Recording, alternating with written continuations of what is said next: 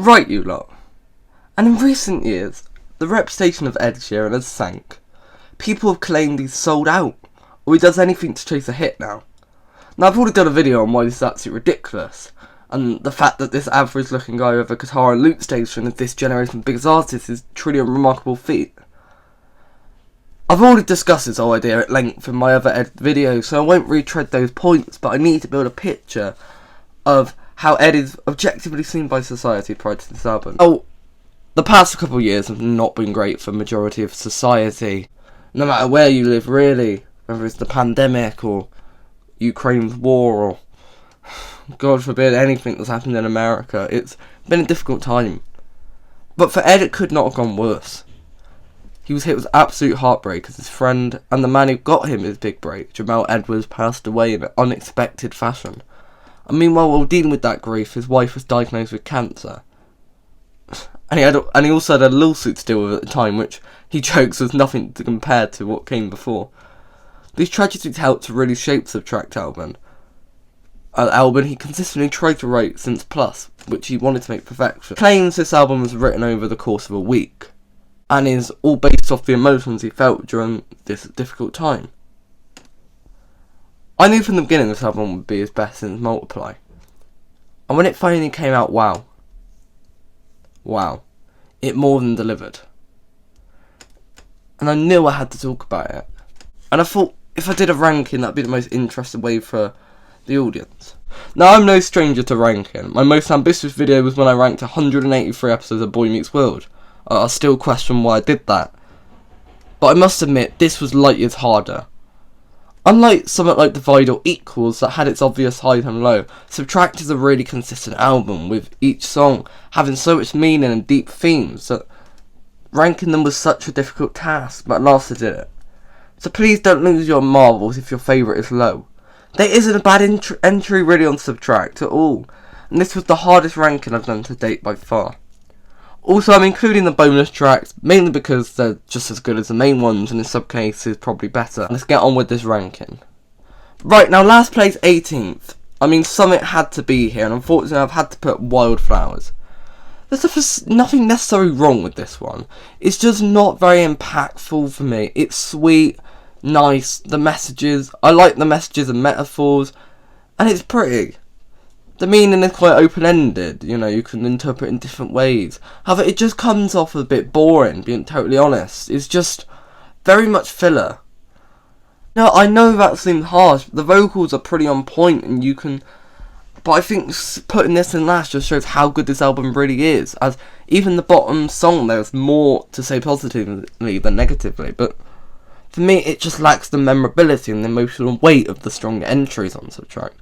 It also doesn't help that the 3 other bonus tracks are some of my favourites, so overall I'm going to give it a 6 out of 10. It's fine, this album just has so much greatness. 17th, and we already meet controversy. I put Sycamore. Look, I love the story behind this song, as it was supposed to capture the fear of being in the waiting room, not knowing if his wife's going to be okay. There's something beautiful about this one, and the imagery when on the nose is very gorgeous. So why is it so low? Well, for me, musically, it just doesn't do a lot for me.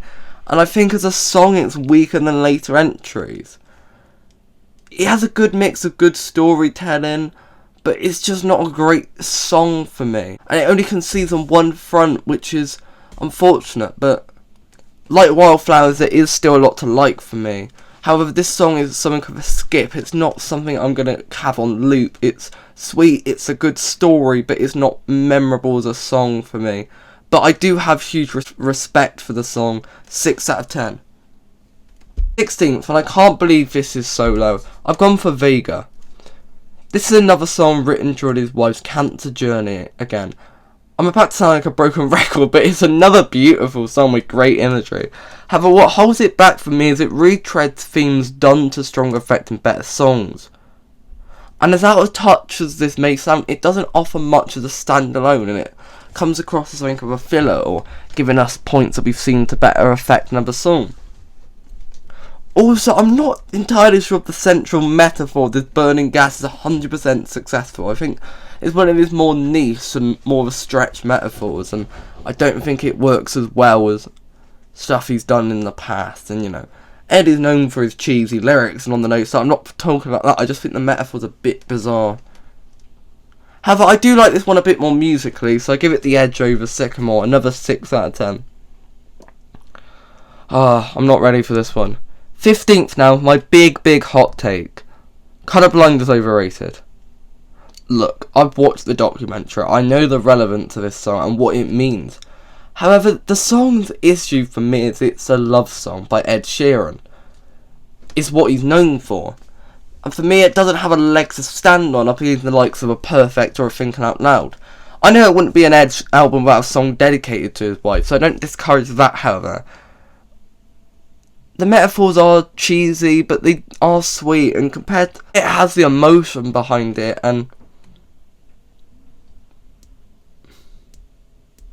but compared to other songs, it's not got the same big emotion, and it does fail. However, I love the instrumentation, and I love how it's delivered in a different way to other love songs, but for me, because of the high standard he sets with the love songs, it is a 6.5 for me. I hated putting that one so low. 14th now, with a sweet one, to me that I don't think gets enough credit. This is a song that I see near the bottom of everyone's ranking, and while I've not got it very high, I think it deserves to be higher than people give it credit for. I've put Dusty. I absolutely love the story Ed decides this one. In interviews he describes this as trying to keep up a happy character and persona to his young daughter in a time of mourning, and she sort of recognises something wrong but is too young to understand what's really going on to her father. It's a really touching, sweet and simple song. It's not his best, clearly, but I just love what he does vocally with this one. It's more pop and R&B-esque, and it perfectly matches the energy of a bubbly young child. It's something that feels timeless, and many may call this their least favourite, but I personally had such a fun time with it. I think it's kind of a shining light in an ocean of darkness, and it kind of serves its purpose brilliantly. And I think it's kind of a breath of fresh air as well, as it's a bit of a genre change to some of the other songs, and it's not as heavy as some of the other songs as well. So I just think it's brilliant. 7 out of 10. And it's only in 14th. 13th is another one people are not going to like. People are going to hate me for this placement, but I've gone for The Hills of Aberfeldy. This song is something of a black sheep. This song is from the original Subtrack that he felt right to bring it back for this. And I thought that was a great decision. I love how straightforward it is. It gives the album a kind of cool note to conclude on. It brings you to a simple time and really illustrates the change this man has gone through. I love the instrumental, and I'm really glad how it was included. However, due to its simplicity nature, the 12 songs above it probably speak to me on a more emotional and deep level. So I've just got to put it here, but for what it represents, it really should be higher, but I just prefer other songs and have more re-listenability for me, so 7.5 out of 10. Okay, 12th now with another love song. However, this one is leagues above Colourblind, and I just want to really emphasise that gap. He looks at his wife's triumph as he truly dedicates this love to his wife. It's so well done, as he vows nothing can break that relationship, and he's going to dedicate everything to that love. It feels so genuine and authentic and more interesting than Colourblind, and you feel in the lyrics that distraught he's going through. But yet the passion he exports to this woman is just so powerful. However, I just think 11 are better for me, so 7.5 out of 10. Okay, 11, and just outside the top 10, the second bonus track with Stoned. A perfect picture painted of imposter syndrome, and a great example of isolation, as the headpiece of Ed in this period is really the full focus. This song is so underrated and fascinating in the subtext, and I have no idea why it wasn't on the main album. This is also a song with such a relatability that I feel is so universal, which is a common trend that you see in a lot of its music. Just such a heartbreaking song, and so real as well, and I really hate that I couldn't put it at the top 10th now, with one of the singles, and I've gone with A Boat. A brilliant opening track that just really illustrates that overflowing theme of Subtract, resilience and fighting through the toughness of time. The lines, "The waves won't break my boat," is one of the greatest he's ever written. It's such a beautiful story, and the line they say all scars heal, but I don't. It's another example of the heartbreaking imagery that he's trying to but yet he's going to stay afloat. It's such an honest, real case of vulnerability from one of the biggest artists, and wow, the song just blows you away. The only reason it's relatively low is that other songs have more replay value, and Boat is weaker than Saltwater for me. I feel dirty having it in 9th, but clearly an 8 out of 10. Single digits now. As 9th we've got Curtains. Another fantastic tale of resilience and progression as Ed Sheeran's isolation leads to breaking point as he's prepared to see the world again. I love the change and progression to an almost punk pop like song. It stands out a lot and has that catchiness. I love his honesty in this song, and it's just such a breath of fresh air for me. I just have a blast of it, and it's another one I really don't hear enough about, unfortunately. So I think a song like this was vital, and it's so successful. 8 out of 10. 8th now, I've given it to Spark. Now, if I had to give this song one thing, it's got my favourite instrumental Subtrack. Those opening chords are truly gorgeous. This song has a sentimentality to it as he looks back at how the roots of a great beginning survived the future. It's a truly fascinating perspective that really shines light on his current predicament. It's great to see him look forward and not back in a position like that. I love the use of falsetto. It's just a really gorgeous song. Really not groundbreaking, and may potentially be a bit high, but it just stands out to me. More notably in themes of philosophy, it's just brilliant. 8 out of 10. 7th now, in a placement that probably won't be liked. I've gone for Eyes Closed. So we finally reached the first Jamel song. I think that really a testament to how strong they are. This song is very much like equal melodically. It's clearly meant to be a big charting single, which will obviously turn away a certain crowd. However, this song is so powerful and necessary as it expresses the almost nauseous state he falls into more than this song. I feel this will age well with time, and I hate seeing people write off as soulless pop, as this song is so powerful, an absolute jam. I fail to see any reason to dislike it behind the fact it's a pop song. If anything, it should be higher really. 8 out of 10. 6th now with one of his most unique ones is Borderline. Wow, that falsetto hook is just stunning. I love the themes once again.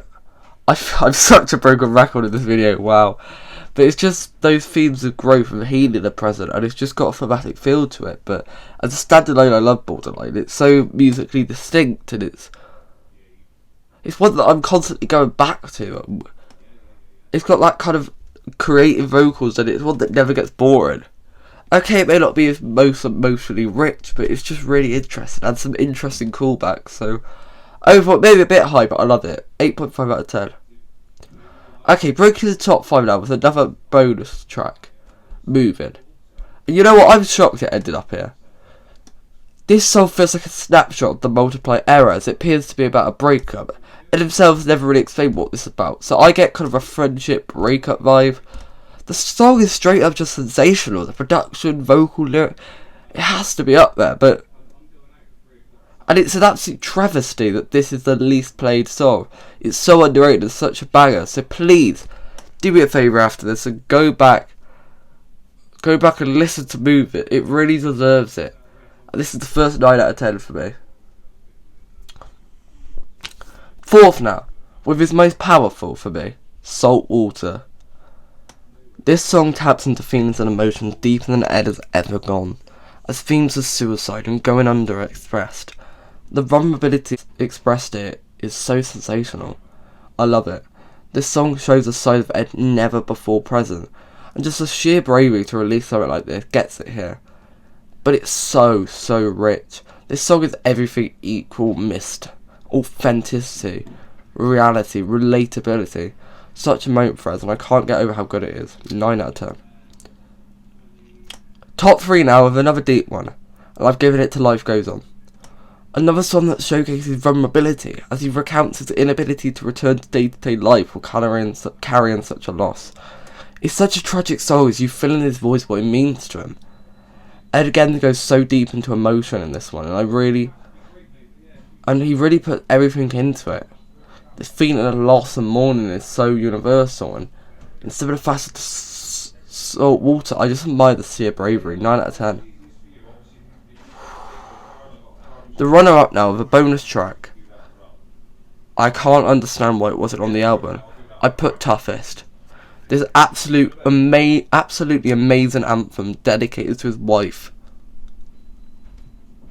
This song is like a story, and minute details of the ordeal are recounted. It's such a great case study of Ed, amazing storyteller. Well, that chorus as he just belts it out so strong.